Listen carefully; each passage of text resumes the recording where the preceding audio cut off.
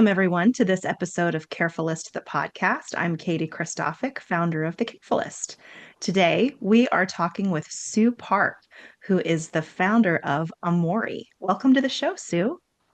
Thank you. Thank you. I'm very happy to be here. I'm so looking forward to this conversation for a lot of reasons, but let's get into your caregiving story and then we will go from there. Perfect. Yeah, I can start with a story of my mom. My mom, and before I start this, I have to say I wasn't a full-time caregiver. My dad was the primary caregiver, and she lived in Korea, and I was in Canada. Mhm. And so I wasn't always involved. And because I was young, I never really was interested in her medical procedure. I would ask her how are things and call her often. Mhm. But to me, I think I was part ignoring that kind of process or the death, Yeah, even because, navigating an illness is and having your mom diagnosed with cancer is such a big deal that I yes, almost wanted to keep all the other aspects of my life normal. And that right. meant, right, and that meant having normal conversations with mom. Um, Later, kind of a couple of years after, I started to be more interested in nutrition, and that's where I would send her some information on health and things. But I would say I was fortunate enough to not witness all the pain so closely, Mhm. but also unfortunate that I wasn't able to understand her journey a little better and be there emotionally to support her. Yeah. How old were you, if you don't mind me asking, when that started? Yeah, so my mom passed a year ago, and Mhm. she had been navigating that for 4 years. So it was 5 years ago, which is 2020, and Mhm. I was about 25 years old. The Yeah. math is going, yeah. Right. Well, and there's so much going on in your life when you're Mm, 25, yeah, and a serious illness of a parent just isn't something that you think about. right. And that you So, don't want to discuss with your friends, or you want to just right. keep it private too. Yeah. Well, and we talked about this briefly, but I was 32 when I realized my mom had Alzheimer's, and I couldn't find people my own age who were dealing with that with Hmm. their parents. So you kind of tend to keep it to yourself for a while because you're not surrounded by people who get it, Hmm. who are your own age. There are plenty of people who get it from a caregiving perspective, but they're not where you are in your life at that time. So I'm glad that you shared that because there are a lot of people in the same situation. And you shouldn't, I'm not saying you personally, but in general, people shouldn't feel guilty for wanting to live their life Hmm. as it's just coming together and it's just starting and you're excited. Um, and I think that your mom, as a mother myself, I know that's what your mom would want for you, right? Um, so she understood. Right. Thank you for saying that. I know, like, I had a friend whose mom had cancer, but we weren't really close, so I wasn't following, what's happening necessarily. But later we got connected because we both lost our mom. Mhm. And so she told me that when her mom was ill and in the hospital, she didn't want her daughter to come see her. And Yeah, that she told me after, like, I should have still gone and then be there with her, but her mom didn't want that and just wanted her daughter to have her life while yeah, she was navigating all that. So I can also, yeah, understand that side. yeah. Well, and one of the challenges in these situations, pardon me, is honoring what the person who is sick or dealing with an illness wants. Some of the conversations we have with other guests is the person didn't want certain interventions. And as someone who wants them to stay with you and you love them, you want everything to be tried. But if the person doesn't want that, the ultimate gift or the ultimate act of love is honoring what they want. Mm-hmm. And that can be a really hard thing to do. Right, because sometimes your belief and their belief doesn't overlap. You mentioned Right. something about, honoring their wishes, but there's also a lot of families that don't even talk about these things, and which happened to Yes. me as well. So it is, yeah, it is very hard, and we need to, the podcast that you're doing is in a way to help people see this reality, Mhm, for them to, recognize some stories and what happens when you don't talk about these wishes. mhm. So very important, and it's not always that happens, but when that happens, yes, honoring their wishes is the best way to perhaps uh, guide them or be there with them in this end of life. Right. Yeah. So because you were so far away, I know you were finding different ways to connect with your mom. And you mentioned having phone calls and keeping things normal with your phone calls is actually really smart because it gives the person on the other end of the line a sense of normalcy. Not everything is about the illness, not everything is um, sad, right?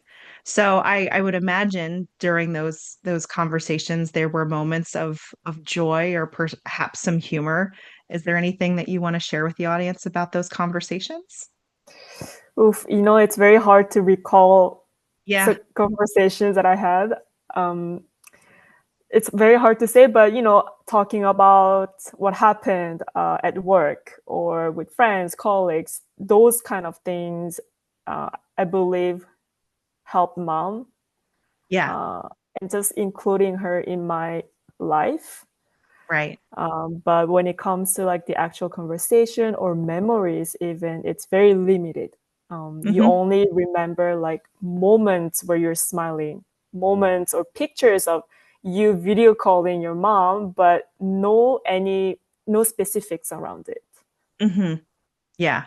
I know exactly what you're saying because my mom lost her ability to speak about 4 years or so before she passed. So we had a long time where we didn't have conversations. And so for me, it's hard to remember specific conversations or moments, but there is a feeling about those conversations that sticks with me, and I'm sure that sticks with you. It's just that feeling of comfort of hearing your mom's voice and knowing she's on the other end of the phone. Um, that is still very familiar to me. And I Hmm. know what you're saying. You can't put words around that feeling, but it's there. Right, right. Yeah. So while you were going through this, um, and I know because of your age and all of that, it's not something that you talked about a lot. But was there a piece of advice or something that anybody said to you as you were going through it that was helpful? And maybe it wasn't while you were going through it. Maybe it was after the fact in the grief that someone said or did something that was helpful. Well, something that I remember before I heard grief is the price we pay for loving someone. Mm, However, I find that sentence scary because it means the more you love someone, the more you're going to suffer when they're gone. yeah. But afterwards, I heard the phrase that goes, someone was telling me how much they loved their mom and how when she passed, she didn't regret anything because she showed all the affection that she could. Ah, So yes. right? So love as much as you can, because that's going to help you in this grieving process, Hmm. not regretting things that you should have said, Right. the calls that you should have made, right? So just express as much as you can, love as much as you can, and that's going to actually help the grief. So that's something that I found, that approach is something new that I Yeah. discovered, and I think that makes sense, you know? Yeah. I love that. One of the phrases that I discovered over time um, was that grief is love with nowhere to go. So it's all this love that you had for someone. And when they pass, you're still holding all this love, but there's no one on the other end to receive it. And that's Mm. why it hurts. And I like that illustration of it as well because it just it's a great example of how strongly you feel about someone, and it doesn't go away just because they're not here anymore. Right. And Yeah. visually, I'm a very visual person. And when you said that, I can almost visualize all this love that you're holding on to that they cannot be expressed to that person. Maybe Mhm. we use that love to express it to your other loved ones and kind of get that out. Yes. Right. Oh, that's good. I like that too. Mm. Yeah. So I think this is a good time to talk about what you're doing now because it seems to me that all of the love that you have for your mom has maybe turned into what you're doing right now. So do you want to talk to us about your company and what it is and what it does? Yeah. So maybe I can start with what it is and then how it came about. Yes, let's do that. Um, Perfect. So Omori, first of all, is about its mission. So Mhm. our mission is to increase life's meaning through reflection on mortality and cultivate a sense of preparedness. So we don't die with regret and fear. Mhm. I would say, simply put, Omori is a mortality companion. It's an app that help you reflect on life and death and let your presence be felt past your lifetime. And by that, I'm talking about mostly preserving your memories and stories on our app, as well as creating postmortem messages for your loved ones. So, in that way, they can hear your words past your lifetime and create a sense of peace and remember you for a long time. Mhm. And when it comes to why or how did I get to create Omori, yes, it was my mom. Mhm. And a little bit of journey in that in with mom was when she was first diagnosed, it was already at stage 4 cancer, Oh, right? And so it really felt like a death sentence. mhm. But even then, death was never in the picture. We never talked about it. And we were just so focused on getting better and overcoming it as a family. And I think that's a Mhm. really like natural human behavior. Yes. So we did that. And of course, like the fear of losing her would sometimes come up, but I never gave it the attention it needed. Part consciously or unconsciously, I was ignoring it. Mhm. And then, yeah, and then she died in 2023. Mhm. So when she died, I asked 4 questions. Was she ready to die? Was she afraid of dying? Was that something that she'd been ignoring or made time to reflect on it? And when she had fears around mortality, did she have the right support? Mhm. But you see, with mom, we never talked about like mortality and death. So it almost feels like she didn't make peace with mortality. And that's Mhm. really hard to sit with, right? You're grieving after your mom, but also thinking that your mom maybe didn't want to die or wasn't ready. That Yeah, was really hard. right. Um, and so the reason I created Omori is because I believe we should all have the chance to make peace with their own mortality. And Mm. after this experience, I realized how little we talk about death Yes. and how not giving it the space it deserves for reflection can really catch us off guard when our time comes, Right. and that really makes death harder to navigate, harder to accept, and traumatizing not only for the dying but also the loved ones. Yeah, absolutely. It is so difficult to talk about and to get people to talk about. Um, Everybody knows it's going to happen, but you don't want to think about it. You certainly don't want to acknowledge that it's a possibility, right? Um, and then suddenly you're faced with something and you have to now acknowledge it. And it's so funny. This analogy is probably going to sound out of left field, but like when I'm talking with people that I work with or my kids about a big project that they have to work on, it's looming, it's there, and it's not going away. You have to get it done, right? So taking some steps to prepare and making a plan for how you're going to get it done makes it easier to get through it. And for the planners out there, the project managers out there, you can look at mortality in a similar way and know that, okay, this is going to happen. You may not know when, but it will happen. So what can you do ahead of time to prepare? And the more you acknowledge it and talk about it with the people that you love, the honestly, the easier it becomes when that time arrives. Oh yeah, for sure. Like I feel like with mom in the beginning, because we weren't used to having these conversations, Mhm. at the end it just was too awkward to even start. Yes.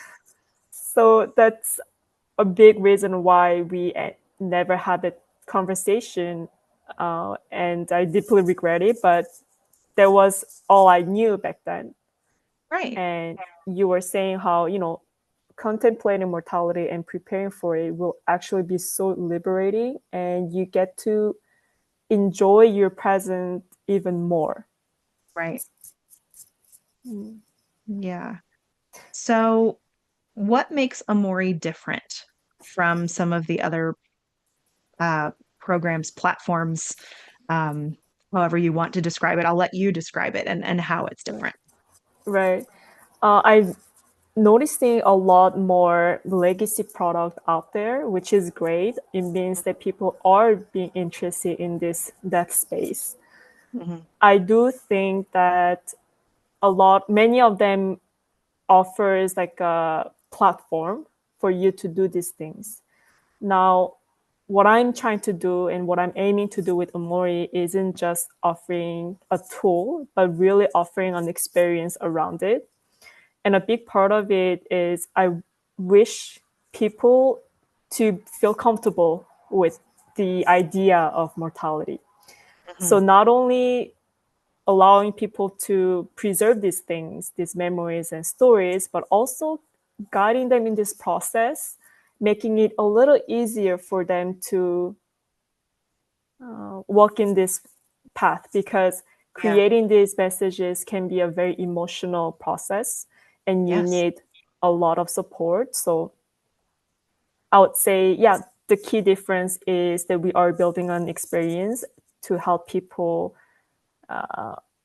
get comfortable and make peace with their own mortality.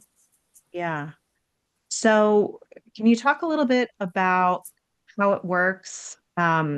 So people, are there prompts? Do you use AI? How does this work so people know what types of things to talk about? Because I can imagine that it can be really overwhelming. Like, well, I want to tell them everything, but I don't even know where to start. Right.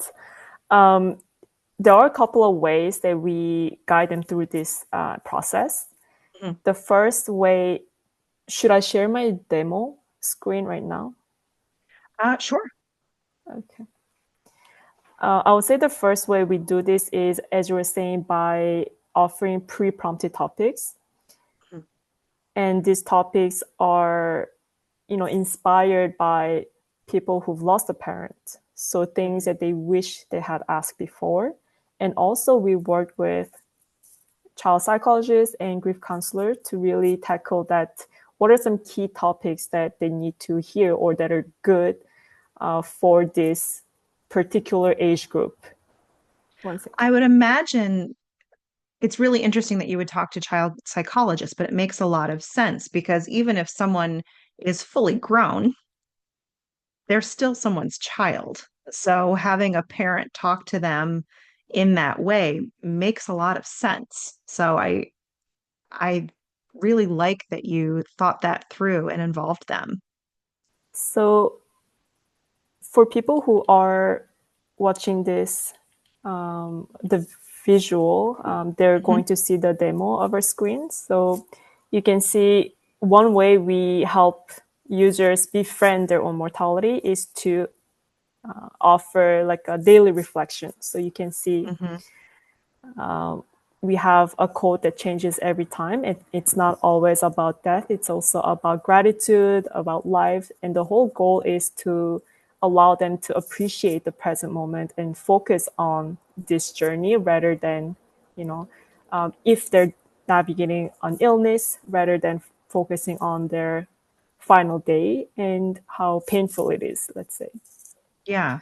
So for everybody listening, what we're looking at right now is basically a view of a phone screen that has a quote and it's got its greeting for you as the user. And the quote is formatted almost like a meme with like a peaceful, nice picture that goes with it. And we were saying pre-prompted topics. Hmm. So when you go into the app, it is divided into different age groups. And within the age group, you have those prompts. Oh, excellent. So we studied all the key developments of each age group and came out with these topics altogether.